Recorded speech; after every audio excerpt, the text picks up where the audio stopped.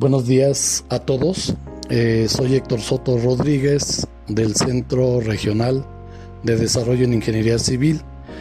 Les hacemos una cordial invitación a un curso interesante de diseño práctico de conexiones soldadas y atornilladas de acero estructural de acuerdo con las normas de uso común en México, la norma DCEA 2023 y la especificación de la ISC 360-22.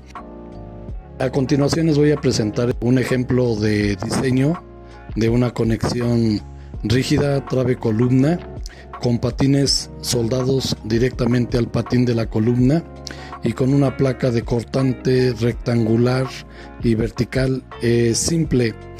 Les quiero presentar aquí una imagen de esta conexión donde vemos el símbolo de soldadura de penetración completa, ahora soldaduras de demanda crítica. Se indica que el ángulo del bisel es de 45 grados, la abertura de la raíz es de 3 milímetros y esta soldadura se deposita en los dos patines superior e inferior de la trave. Y vemos también la placa de cortante que lleva 4 tornillos que se van a revisar: ASTM A325, NMXH 124 en México, de 19.1 milímetros de diámetro. Vemos también que la conexión requiere placas de continuidad que con los patines de la columna nos permiten delimitar la zona del panel. El procedimiento de diseño de esta conexión es bastante sencillo. Tenemos que revisar la trave, determinar la resistencia de diseño en flexión, tenemos que revisar las soldaduras de penetración completa que se depositan entre los patines de la viga y el de la columna, tenemos que revisar la placa de cortante, determinar el número necesario de los tornillos, grupo A, ASTM A325 con las roscas incluidas en los planos de corte. Tenemos que revisar la placa de cortante también por fluencia por cortante y fractura por cortante, además bloque de cortante y tensión combinados.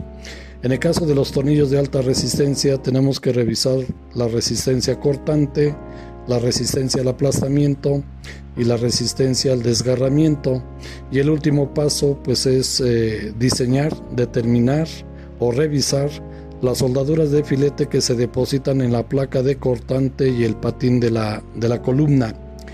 El primer paso consiste en determinar las dimensiones y propiedades geométricas de la viga, y para ello utilizamos el manual IMCA edición número 6. Si vamos a revisar la resistencia de diseño en flexión de la trave, básicamente necesitamos el esfuerzo de fluencia del acero y el módulo de sección plástico. Con estas propiedades obtenemos la resistencia de diseño en flexión, que en este caso es de 103.7 toneladas metro y que es mayor que el momento factorizado, momento de diseño, que es de 80 toneladas por metro. El siguiente paso consiste en revisar las soldaduras de penetración completa. En general, estas soldaduras no se diseñan ya que son más resistentes que el metal base, siempre y cuando se depositen bajo inspección y supervisión muy controlada.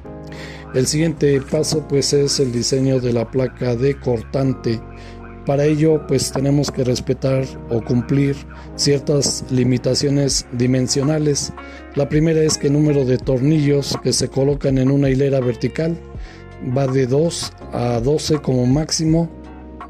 El segundo requisito es que la distancia entre la línea de tornillos y las soldaduras, esta distancia que se indica como A, no debe ser mayor de 9 centímetros, que son 3 pulgadas y media. Número 3. Se pueden utilizar agujeros estándar o alargados cortos. En este caso proponemos agujeros estándar. Siguiente requisito 4. La distancia horizontal al borde LEH que se muestra en la figura no debe ser menor que 2 veces el diámetro del tornillo. Quinto requisito, la distancia vertical del centro de los tornillos extremos a los bordes de la placa. Esta distancia la hemos indicado en la figura como LEB. Debe cumplir los requisitos de la tabla J34 de la ISC del capítulo J, diseño de conexiones. Y finalmente, la placa o el alma de la viga deben cumplir la condición de que el espesor de la placa no debe ser mayor que la mitad del diámetro de los tornillos más 2 milímetros. A continuación, entonces, vamos a determinar el número de tornillos requeridos. Los tornillos son de 3/4 de diámetro, tienen un área de 2.86 centímetros cuadrados, su resistencia nominal al cortante es de 3.800 kilos por centímetro cuadrado, que son 54 KSI, es decir, 372 megapascales. Con esto obtenemos la resistencia nominal del tornillo y su resistencia de diseño. Entonces, el número de tornillos será la fuerza cortante de diseño actuante en la viga entre la resistencia de diseño de un tornillo. Y nos dice que necesitamos 3.7, es decir, 4 tornillos. Con este número de tornillos podemos determinar la longitud de la placa. Tenemos 3 separaciones de 75 milímetros centro a centro de agujeros para tornillos y las distancias a los bordes, y obtenemos una distancia de 305 milímetros, que es la longitud más bien de la placa de cortante, la cual debe ser mayor que una distancia T mayúscula entre 2.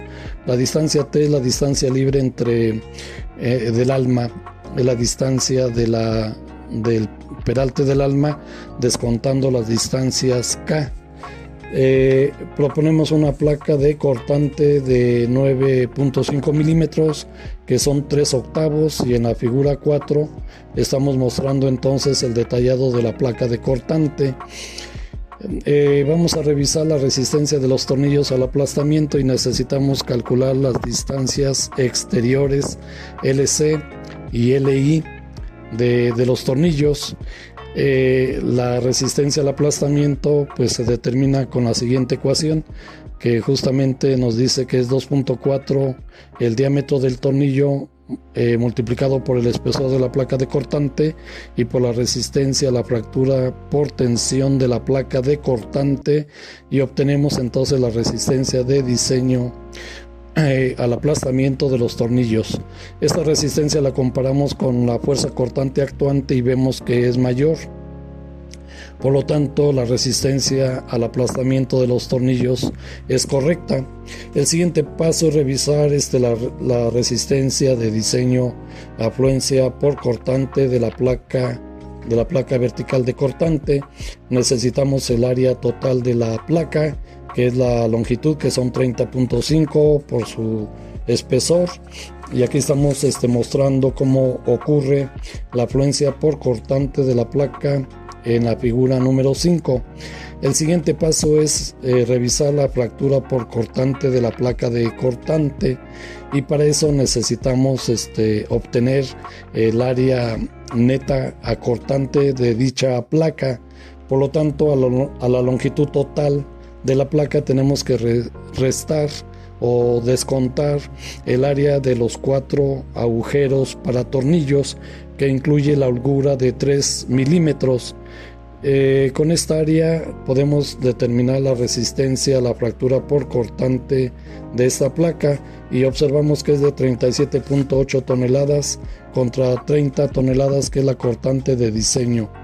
El siguiente paso es revisar la placa de cortante por bloque de cortante, y para ello necesitamos determinar el área neta en tensión, el área total a cortante, el área neta a cortante, y aplicar las siguientes ecuaciones que mostramos aquí en la pantalla.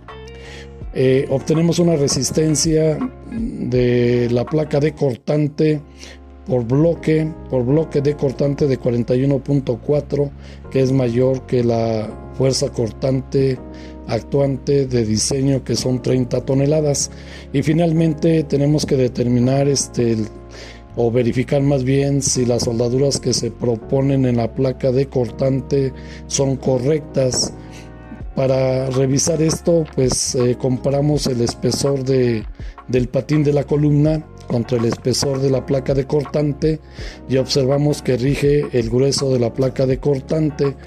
Con este espesor determinamos el tamaño mínimo de la pierna de la soldadura de filete, y consultando el capítulo J observamos que este tamaño de pierna es de 5 milímetros, que son 3/16.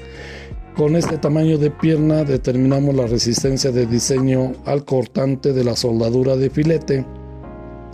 Tomamos en cuenta que esta soldadura se deposita por ambos lados de la placa de cortante, y haciendo las operaciones aplicando la ecuación de resistencia de soldaduras de filete obtenemos una resistencia de 47.7 toneladas, que es mayor que 30 toneladas. Por lo tanto, el tamaño de soldadura, tamaño de pierna de la soldadura de filete de 5 milímetros 3/16 pues es correcto.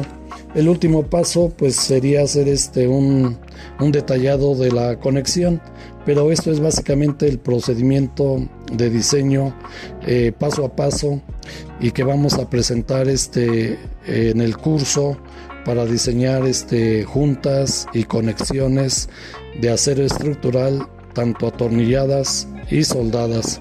Muchas gracias y buen día a todos.